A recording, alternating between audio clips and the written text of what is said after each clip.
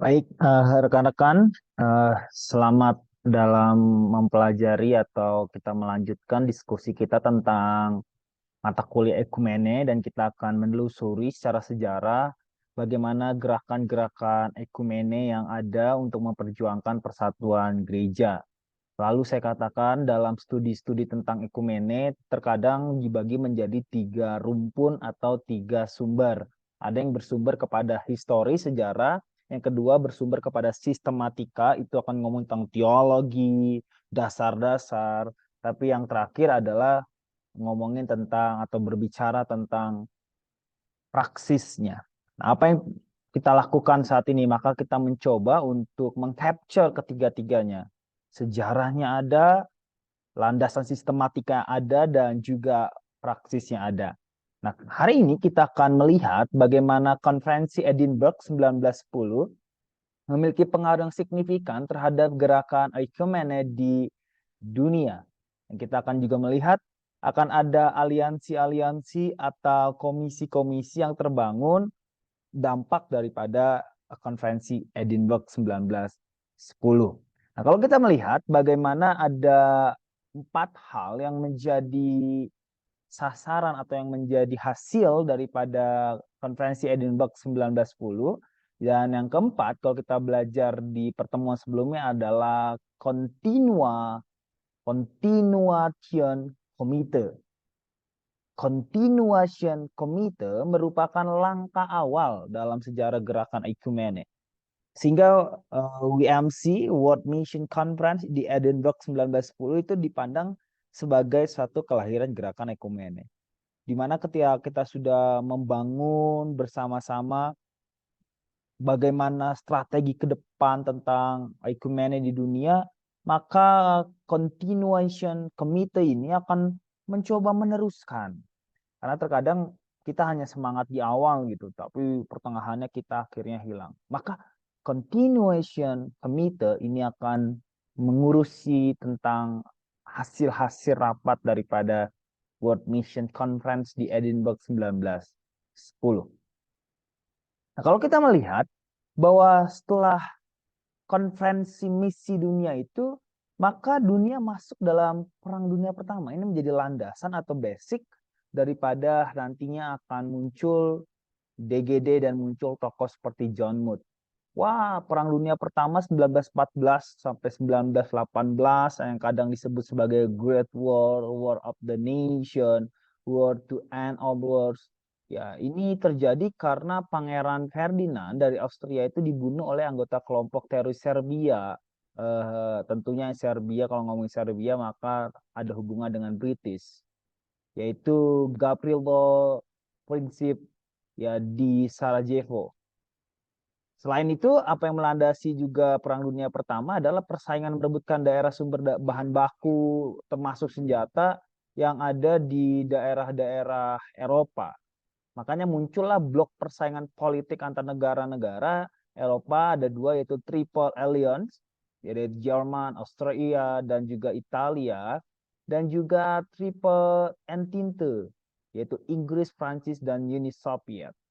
Wah, saat itu bergejolak lah ngomong tentang senjata, tentang ekonomi, khususnya antara Jerman dengan Prancis. Nah, di Perang Dunia Pertama inilah juga senjata kimia digunakan untuk pertama kalinya pemboman massal warga sipil ya dilakukan, bahkan banyak sekali orang yang harus meninggal padahal dia bukanlah tentara atau yang terlibat di dalam eh, perperangan itu. Ini menjadi satu keprihatinan, padahal kita tahu bahwa perang dunia pertama itu banyak diikuti oleh negara-negara Eropa yang notabene adalah Kristen, gitu ya. Ya, perang dunia ini merupakan konflik yang terbesar pada masa lalu dan itu banyak sekali memakan korban jiwa. Bahkan melalui perang dunia pertama ini cukup banyak dinasti-dinasti yang runtuh, hancur. Setidaknya ada 4 dinasti yang tumbang, yaitu Habsburg, ini dinasti dari Austria, tapi dari Jerman yang memerintah di Austria. Akhirnya ambruk juga. Sudah berdiri kurang lebih 700 tahun, tetapi hancur juga melalui Perang Dunia Pertama. Demikian juga dengan dinasti Romanov. Ya, ini Rusia hancur juga. Ottoman yang di Turki hancur. Demikian juga Hohenzollern, ya hancur juga. Anda bisa bayangkan kekuatan politik atau kekuatan dinasti yang kuat tetapi harus tumbang karena apa? Karena Perang Dunia Pertama yang notabene dilakukan oleh negara-negara yang menganut kekristenan. Nah, inilah tumbangnya para dinasti-dinasti itu. Demikian juga lewat perang ini juga terjadi revolusi Rusia. Bukan hanya revolusi Prancis, tapi ada revolusi Rusia yang perlu rekan-rekan kenal gitu ya.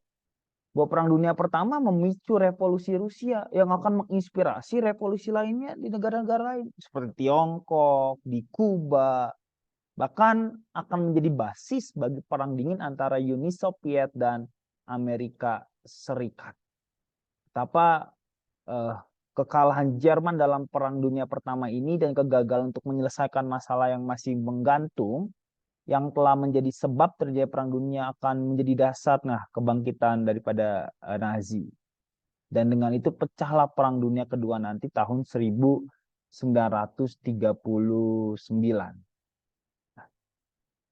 Melihat keadaan perang ini, maka perlu juga untuk melanjutkan semangat Edinburgh.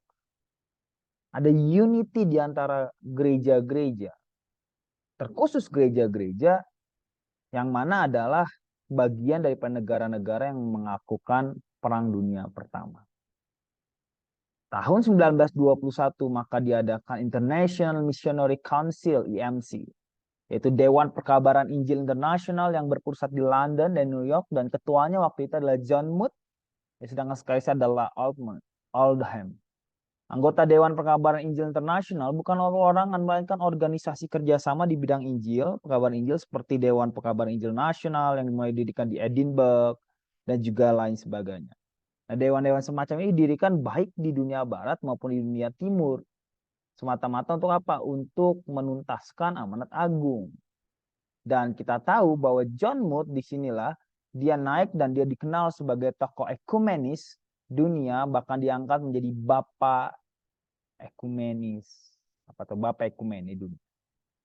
Ya, karena dia akan sangat berperan dalam pembentukan World Churches Organization, Dewan Gereja Sedunia. Bahkan kalau kita lihat sejarah 1946 dia mendapat hadiah Nobel perdamaian untuk karyanya membangun dan menguatkan organisasi-organisasi pelajar. Dan dia mulai ketika dia masih muda. Di sini mau saya katakan bahwa young people is the transformation in the churches. Bahwa orang-orang muda akan membawa transformasi dalam gereja, khususnya tentang ekumenis. Waktu itu John Mood itu masih usia yang sangat muda ya. Dia itu usia 21 tahun. Anda bisa bayangkan. Dia 21 tahun dan dia mengambil atau menjadi seorang pemimpin YMCA. Jadi kita akan lihat lebih dalam apa itu YMCA. Dia mengambil itu menjadi ahli youth ya, persatuan youth di usia 21 tahun. Dan dia terus menjalankan kegiatan-kegiatan misinya dalam gerakan ekumenis tentunya di Cornell. Dan ada satu quotes yang sangat terkenal yang dia sampaikan tentang ekumene, yaitu kita harus awas.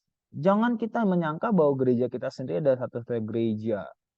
Kita harus selalu menghormati semua cabang dari gereja yang kudus dan am. Dia membangun suatu hubungan keterbukaan, openness terhadap perbedaan gereja. Nah, ini yang jujur terkadang di Indonesia jauh dari kata ini. Mungkin secara di atas kertas kita mengatakan, oh siapapun kita terima, serusak apapun kita mereka terima. Tetapi dalam implementasi di lapangan, kita masih dan sangat sering itu membangun tembok-tembok. Yang Pentakosta mengatakan, oh orang-orang harus utama harus dibaptis ulang, gak sah baptisannya. Wah, macem.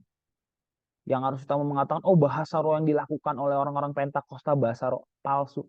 Nah ini kadang keributan ini membuat akhirnya gereja menjadi sangat menjengkelkan. Tapi John Mood ingin supaya kita openness. Bukan di atas kertas tapi dalam kegiatan-kegiatan bersama. khususnya dalam dialog. Nah, usaha dari John Moody mengupayakan kesatuan gereja dirintisnya sebenarnya sejak awal, ya. 1895 di Westron, ia mendirikan World Student Christian Federation, dan cita-cita daripada World Student Christian Federation tercermin daripada moto yang berbunyi adalah Ut omnes unum sin. Itu semua menjadi satu. Ut omnes unum sin. Moto ini menggambarkan sifat yang ekumenis. Sebab Mood dan rekan-rekan mudanya lain sadar bahwa karya misi yang efektif membutuhkan kerjasama. Gak bisa hanya satu gereja, tapi perlu kesatuan gereja. Di sebabnya Mood sebagai penggerak utamanya, dia mengontrol dua organisasi besar yang hari ini kita akan lihat. Yang pertama yaitu Faith and Order Movement, gerakan iman dan tata gereja, keteraturan gereja untuk isu-isu doktrinal, dan Life and Work Movement, gerakan kehidupan dan karya bagi misi dan pelayanan. Nah, melalui permulaan itu maka konferensi daripada IMC terus berjalan. Ya, konferensi pertama adalah Lek Mohong, itu fokus pada pembentukan IMC, ya, yang tentu yang tadi kita coba paparkan. Lalu di Yerusalem pada tanggal 23 Maret sampai tanggal 8 April 1928. Ini ngebahas tentang persoalan faktual antar gereja khususnya Ortodoks, Katolik, Protestan. Lalu 1938 di Tambaran, India. Ya, ini mengajari juga bagaimana kemandirian gereja-gereja muda seperti gereja-gereja Protestan, dalam artian gereja-gereja arus utama Injili gitu ya, termasuk Pentakosta dalamnya. Pendidikan teologi yang baik bagi para pendeta. Lalu 1947 ada di Whitby, Kanada, dengan semangat atau fokus Partner in Obedience, tugas yang sama, lalu situasi dan kondisi saling membantu. Di Wellingen, Jerman, 1952, nasionalisme yang dihadapi oleh gereja-gereja baru dan sedang berjuang. Dan yang terbaru adalah Ukhimota, Ghana, yaitu Desember tahun 1957 sampai 8 Januari 1958. Nah, dalam konferensi Ukhimota, Ghana, maka ini menjadi menarik bagaimana ada satu integrasi antara IMC dengan WCC. Nah, pendirian Theological Education Fund untuk pendidikan teologi di Asia, Afrika, dan Amerika Serikat atau sebagai wilayah selatan, itu pun juga diupayakan, dan pengangkatan 3 orang sekretaris khususnya dari Sekretaris Asia Timur yang tadi didirikan tahun 1948 oleh IMC and WCC itu. Nah, hasil daripada konferensi ini, khususnya konferensi 1921 itu, maka menghadirkan suatu movement atau gerakan yang disebut sebagai Faith and Order. Faith artinya iman, and order bicara mengenai tata gereja maupun berbicara mengenai keteraturan di dalamnya dogma-dogma. Karena ketika kita menjadi satu, kita tidak hanya hendak mengarahkan kepada tindakan atau tujuan di luar menyelamatkan jiwa gitu ya, tapi kita juga harus memperbaiki yang di dalam. Itulah menjadi semangat daripada movement Faith and Order. Nah, dulu Faith and Order sangat kuat rekan-rekan, tetapi sekarang itu adalah bagian daripada komisi, ya, komisi yang ada di WCC. Nah, pembentukan Faith and Order konferensi itu mulai itu di Edinburgh. Jadi semangatnya itu tentunya mengalir daripada semangat di Edinburgh. Nah, itu konferensi untuk membicarakan soal-soal yang dihadapi bersama di bidang perkabaran Injil. Nah, semua hal yang dapat mempersulit pembicaraan biasanya akan dihindari, sehingga soal-soal menyangkut iman dan tata gereja itu ya yang tentunya akan membedakan gereja-gereja itu tidak dibicarakan. Jadi kita ngomongin tentang penginjilan saja, khususnya di Edinburgh 1910 itu. Nah, hal ini mengingat bahwa corak gereja itu sangat majemuk, beragam. Kalau kita bahas nanti sensitif, tapi jangan. Tapi pemahaman demikian akan menjadi keliru. Sangat keliru. Karena kalau kita hanya ngomongin tentang apa yang menjadi tujuan misi keluar, maka tanpa ada semangat untuk membangun dan juga menyatukan yang di dalam, maka itu akan menjadi masalah sekali. Gitu ya. Itu akan menjadi sesuatu yang tidak kuat dan tidak bisa mengakar. Maka Charles Brain, dia ada seorang misionaris dari uskup Kepulauan Filipina, uh, gereja Episkopal Protestan di Amerika Serikat. Dia mencoba untuk membangkitkan Faith and Order ini. Kemudian menangkap visi Kristen bersatu, khususnya di Edinburgh. Dan itu bukan hanya tentang misionaris, bukan hanya tindakan reformatif yang ada dalam ranah sosial, tapi kita juga bersatu dalam doktrin dan teologi. Yes, kita punya perbedaan, tapi ada arsiran di mana kita bisa bersatu. Itulah menjadi semangat daripada Charles Brand. Ada satu kutipan yang menarik daripada dia adalah, saya bertobat. Saya mempelajari ada sesuatu yang bekerja yang bukan manusia dalam konferensi itu ke Edinburgh.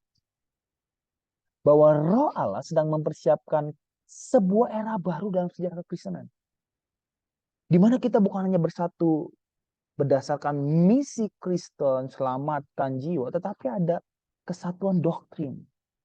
Yang mungkin kalau kita tafsirkan secara harafiah itu mustahil. Tetapi doktrin yang dimaksud di sini dalam artian tentu iman dan order, faith and order, itu sesuatu yang bisa merengkuh seluruh macam gereja yang tentunya itu bagian daripada gereja sebagai gereja universal. Inilah menjadi semangat. Nah, rekan-rekan, kalau kita mau langsung refleksikan, maka tidak jadi masalah untuk kita berdiskusi tentang teologi dan kita cari dasar bersama.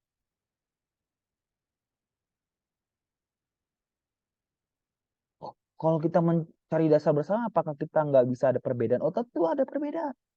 Tapi dasar bersama menjadi pijakan supaya perbedaan-perbedaan ada tidak offside, gitu.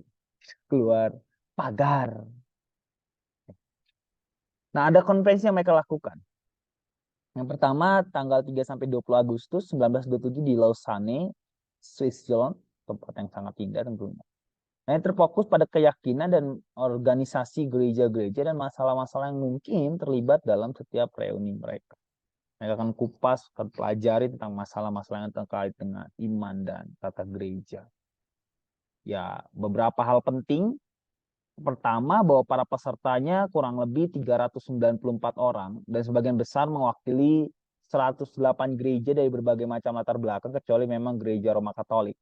Dan tokoh-tokoh yang dibahas, ini Bapak Ibu, rekan-rekan, teman-teman mahasiswa bisa kupas karena pokok-pokok inilah yang bisa kita coba reinkarnasi spirit gitu ya di era sekarang.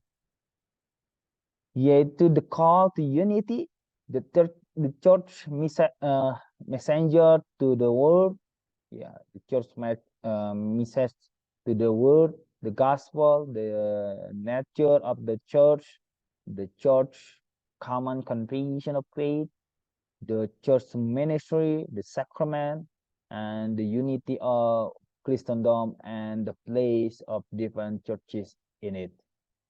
Nah, ini rekan-rekan bisa kupas, tentunya ada banyak pembahasan dan tentunya ada implikatif-implikatif yang bisa rekan-rekan lakukan dalam kehidupan sekarang.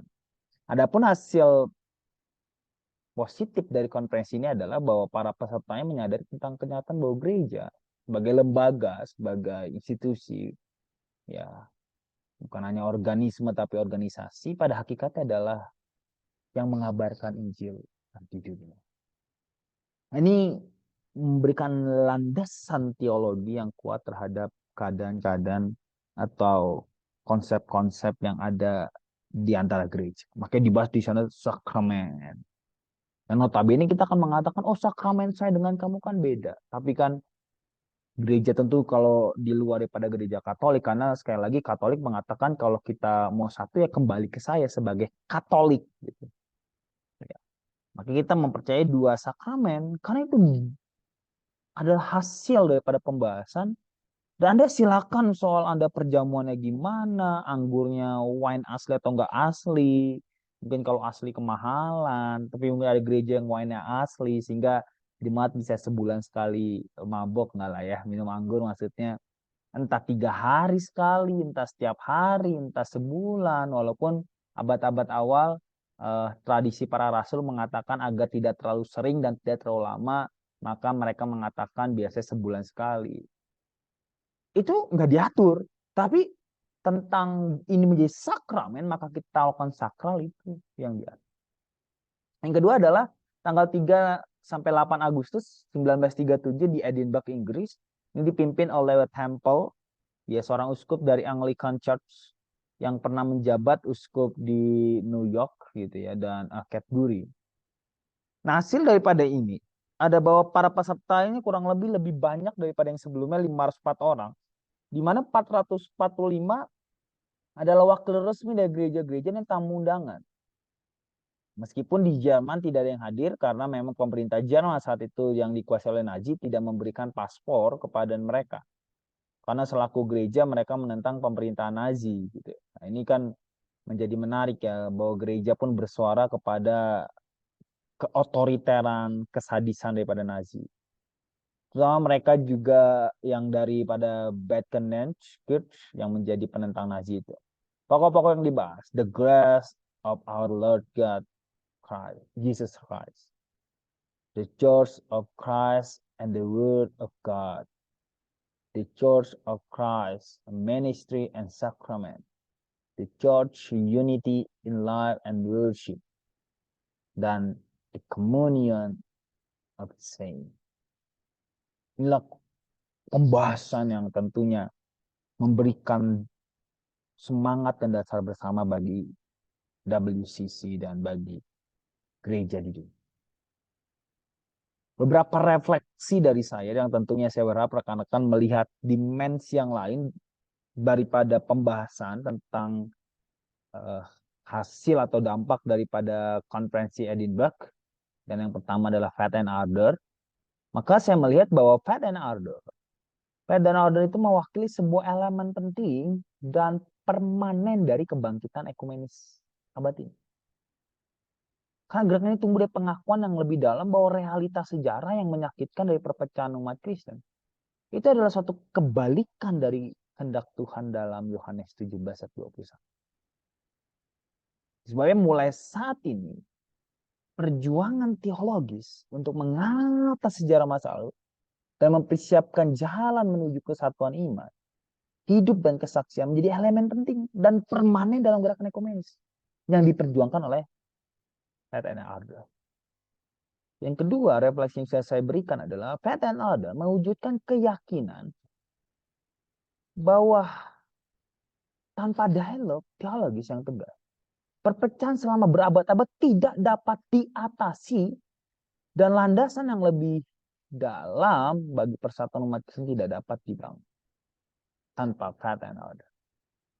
Nah, untuk mengatasi perpecahan yang mengakar dan meluas, diperlukan upaya teologis dan intelektual yang inisiatif. Di dalamnya ada refleksi, klarifikasi, dialog bersama. Inilah menjadi refleksi yang ketiga. Yang perlu kita lihat bahwa Faith and Order selalu lebih luas, lebih komprehensif dibanding dengan bentuk ekspresi organisasi.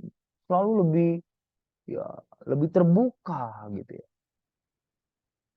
Komisi Faith and Order ya di DGD merupakan kerangka kerja yang diperlukan untuk kelangsungan pekerjaan teologis dan proyek-proyek jangka panjang. Melayani hubungan dalam DGD dengan badan-badan ekumenis lainnya dan dengan gereja-gereja. And the last, dalam metodologi dasar Faith and Order telah beralih dari perbandingan, counterpoint, ke dialog. Sebab dalam konteks ekumenis dan teologis, setelah PD2, Faith and Order beralih dari metode bandingin, tapi ke metode dialog antar gereja. Konferensi yang ketiga, Dillon memberikan isyarat dan mempraktikkan perubahan ini, bahwa refleksi dan pertukaran teologis kini terutama didasarkan pada dasar yang sama dari kitab suci. Nah, ini kira-kira refleksi, walaupun ada cukup banyak refleksi, maka rekan-rekan coba melihat daripada tema-tema apa yang dibahas dalam Faith and Order dalam dua konferensinya. Dan itu sampai sekarang terus berlanjut. Nanti kita akan tonton satu video tentang konferensi Faith and Order yang terakhir yang ada di Afrika. Bahwa semangat untuk memiliki dasar iman bersama dan tata-tata itu harus tetap dilestarikan. Dan itu tidak boleh hilang. Itu yang perlu rekan-rekan catat dengan baik.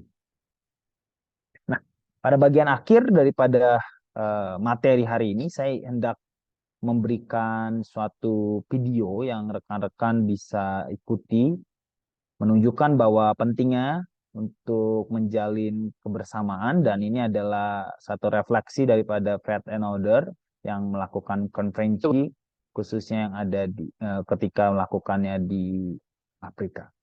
Ya, kita akan menyaksikan video berikut ini. Saya berharap kita bisa juga menambah atau mengetahui refleksi apa yang bisa kita dapatkan melalui video berikut ini.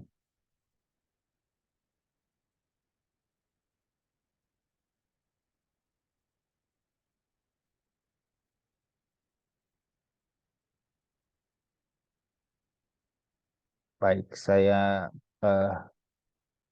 mengalami masalah dalam pemberian. Bentar, saya akan cari dulu videonya.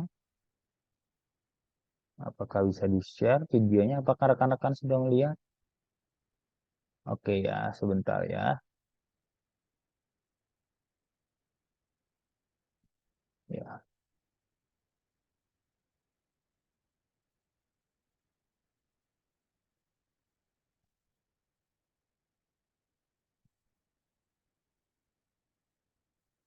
WCC support action plan the most concrete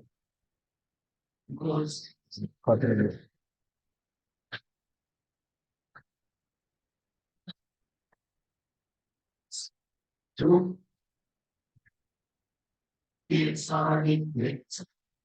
We came here to visit this wonderful place. I think everyone visit South Africa has to come here. Or if you are in Africa and you want to visit very, very meaningful place, this is one of the place. And I'm inviting everyone who is in South Africa not to go back, but to come first here. Then you will go and tell people I was really in Africa, because this one is the father for many of us as Africans. One of the big things that we're working on in this particular phase of Faith and Order is to connect our understanding of church with the understanding of the role of the Christians in the world in terms of justice and peace. And South Africa is a magnificent place in that kind of context, because the churches really have had a role here for those kinds of values. And we can learn from South Africa and also can be inspired so that we can continue our work in this particular phase. It's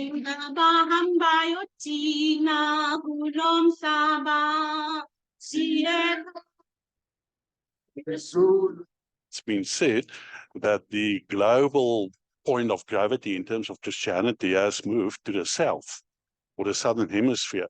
You know, so we see ourselves as a very important gateway to Africa. And I think, you know, that we can play a very important role in terms of Africa, in terms of global relations, in terms of course, of the World Council of Churches.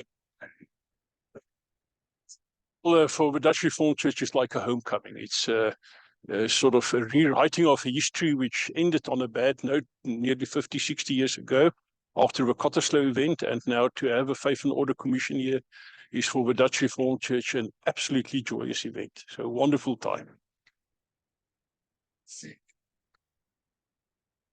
But the work of Faith and Order, with which I'm involved in particular, is really the only place where real theological dialogue between the various churches and communions can take place. And without kind of significant theological work, I mean, everything else is just social work or common work. So, you know, as an Orthodox, I mean, we really place our emphasis on the work of Faith and Order, even though we participate in all the programs, but we put a particular emphasis on Faith and Order.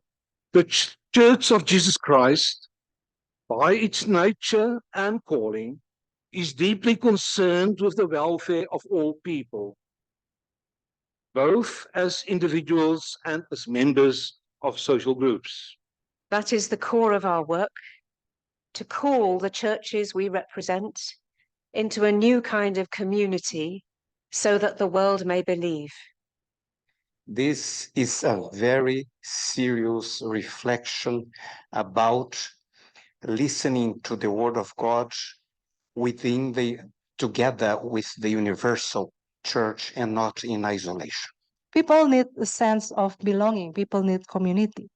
And if ecumenical movement is not only institution or meetings or conferences, rather than a community and a lifestyle, then it can be something that speaks to the young people. The Commission on Faith and Order meets every 2 years. The last meeting of the Commission on Faith and Order took place in Romania in 2015, and 49 commissioners with 4 consultants and 1 minute taker. During the last 2 years, we worked on 3 areas of work. Study group 1 focused his work on pilgrimage on justice and peace. The paper will be presented here in Pretoria. And if the document will be accepted by the Commission, it would be published in the coming months. The second study group worked during these 2 last years again on ecclesiological issues. The third study group, they did a further reflection and work on moral questions, and they have produced a large report on these questions. And if again the report will be approved by the Commission in Pretoria, it would be again published during the coming months. Faith and Order, as it has developed its work over the course of 50 years, have seen it important to not only look at matters of faith based on the historic creeds of the churches, but also to connect that to issues of life. Look at some of the issues that divide the church, and we really examine them closely to see what do we have in common, where are we different, and where can we find some commonalities. Among the problems of economical problems, of wars, of discrimination, refugees, and injustice made on different levels, the message of justice and peace, according to the example of Christ, is very relevant. I see us opening up a discussion, hopefully bringing to the memory of the ancient churches and the Reformation churches things that maybe they've set aside or forgotten, have lost through usage or lack of usage over time. And so I see us as providing something like that. At the same time, I am very much committed to saying, if we as Pentecostals have anything to give to the older churches, we need to be humble enough to say they might have something to give to us as well. Many discussions are made about unity, how we succeed to unity, which are the procedures. I think no procedure. If we try to participate in the grace of God and to have a real communion, to have personal peace and union with God, we can spread this unity to the others.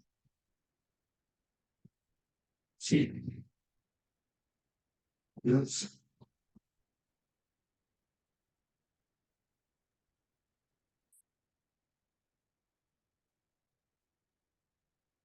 Baik, ya. Tadi sudah kita tonton.